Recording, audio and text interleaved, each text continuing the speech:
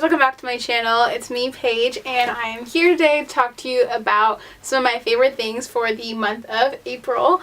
And yeah, I don't think I have filmed a favorites video since last April, which is really bad. That's like a whole year. But that was before I was YouTubing regularly. I make videos every Saturday, by the way. But I think I'll turn it into more a regular thing now that I am back on track. So I have a good mix of things this time around, not just fashion, but like beauty and food and music too. So let's go ahead and get started. I will talk about the fashion favorites first because I am wearing some of them. So let's go ahead. So the first thing I'm so excited about is this statement piece camo jacket.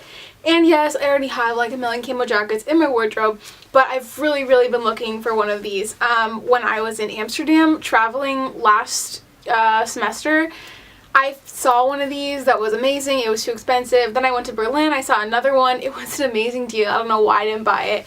And I finally found one in Copenhagen that was more expensive than the one in Berlin, but still reasonably priced. And it was at a cool vintage store that I went to yesterday called Prague. I don't know how you say this, but this is their business card, and I just love it. I thought I would find one that was a little bit longer. This one's actually kind of cropped. It doesn't go all the way past my butt, but I do really like it still. And today it was a little bit chillier, so I put like a lace cardigan underneath it over my muscle tank top, and I was good to go.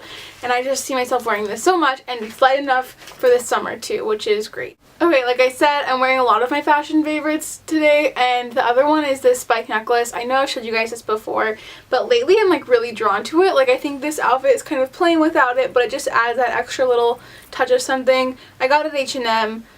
Not sure if they have it anymore, probably not, but there's a lot of similar ones I've seen online, and I'll be sure to link some of them down below. Okay, and I haven't shopped too much recently, so I only have one other fashion favorite, and it's kind of more of an accessory, but it is my new phone case. Unfortunately, I did crack my phone the other day while I was riding my bike, which was really sad, but after I cracked it, I thought one plus side was I didn't have to like have a really super heavy duty case anymore to protect it, which I did. Obviously it didn't work, but now I get to have a fun case. I got this one at Monkey, and I think it's just really cute with the peace sign, and it has like a little heart right here, and I like the red sides too. I really like red and black, obviously. So yeah, this is a fun little case. Okay, and I thought I could talk about a couple of makeup favorites I have. The first one is the first Makeup Forever product I've ever purchased, and it was the HD High Definition Blush. Mine is in number 335. I don't know what shade that is. And this is what it looks like. It's just a really good, like, everyday kind of shade. But one reason I'm really loving it is because I can also wear it as a lipstick. And it's just, like, really, like, kind of like a nice nude. Like, it's nude, but kind of, like, still creamy and, like, subtle. So I really like it. And it works as great as a blush, too. And even when you wear it as, like, a blush and a lipstick, it doesn't look like too much of the same tone. It really, like, blends nicely. And then since I was buying that product at Sephora a while ago, they also gave me a few samples, which was cool. And they gave me this sample, which is actually like pretty big. It's been lasting me like over a month now, and there's still a ton left. And it is the Makeup Forever HD powder, and it's like a white powder, which I like. Is like a translucent powder so that it doesn't really compete with your foundation color. And I just like shake some of this in my hand and brush it on, and I think it's better than like any other translucent powder I've tried, and some of them do still have a tone to them. Whoa, almost dropped it. But some of them still do have a tone to them, but this one really doesn't, and I like the way it feels on my skin too. Okay, so we are flying through these favorites, but that's okay. I think short videos are better. And one kind of like artsy thing I have is this new moleskin that I got. And if you follow me on Instagram or my blog, you know that I have been doing watercolor painting all the time, and I blog about it every Wednesday. And I've been trying out lots of different kinds of like paper and notebooks, and I finally learned the importance of having good paper because I was stupid and didn't know before. And one thing I use is like this big pad. This is what one of my paintings looks like, by the way. And this one was like more of the kind where you have to like tear the sheets off one at a time, which wasn't super practical, and I really like having sketchbooks. So I went ahead and splurged on a moleskin one, and it has 72 pages of watercolor paper, and it's really cool. I've already been getting a lot of use out of this. I did some paintings yesterday.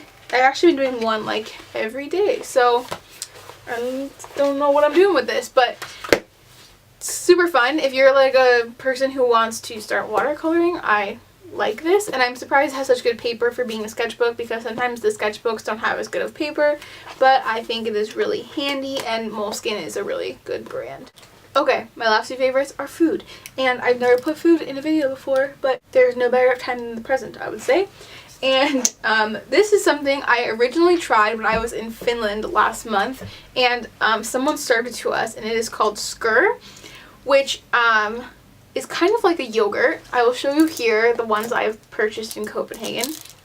And I googled it, and people said it was more like a cheese than a yogurt, which is weird because it's like very thick, but it doesn't taste like cheese. It is kind of like tart. But I have been buying these because I read about how much protein they have, and online they said they can have like between 14 and 20 grams of protein.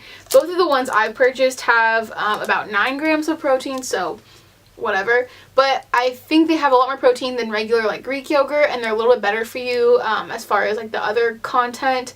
Like 70 calories for this big one, which is pretty good.